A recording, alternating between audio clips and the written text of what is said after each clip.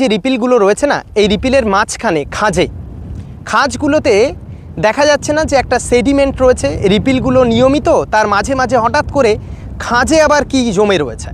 তো এই জমে থাকা বিষয়টা হলো ক্লে। আমরা যদি টাচ করি গিয়ে তাহলেই বুঝতে পারবো এগুলো হলো ক্লে, পুরো কাদা। জানি যে কাদা সাধারণত টেক্সচার খুব সূক্ষ্ম হয়। এবার যখন এই অঞ্চলটায় এই রিপিল ফর্ম করেছে, তার সাথে একই রকমভাবে কিন্তু এই কাদাগুলো আইসোলেটেড হয়ে গেছে, দেখো সেপারেট হয়ে গেছে। ও কিন্তু সিল্ট এবং স্যান্ডের সাথে মিলেমিশে নেই, ও নিজে সেপারেট হয়ে গেছে। এবার স্বাভাবিকভাবেই ও যেহেতু ভারী, তাই জন্য দেখা যাচ্ছে এই রিপিলগুলোর মধ্যে যে জায়গায় খাঁজ রয়েছে, অপেক্ষাকৃত যার ডেপথ বেশি যে জায়গাগুলোতে, সেই ডেপথের মধ্যে জমে জমে রয়েছে। পুরো রিপিল যদি আমরা দেখি, অধিকাংশ জায়গায় এই রকম ক্লে কিন্তু জমেছে রিপিলগুলোর মাঝে, যেটা কিন্তু খুব সুন্দরভাবে উপলব্ধি করা গেল।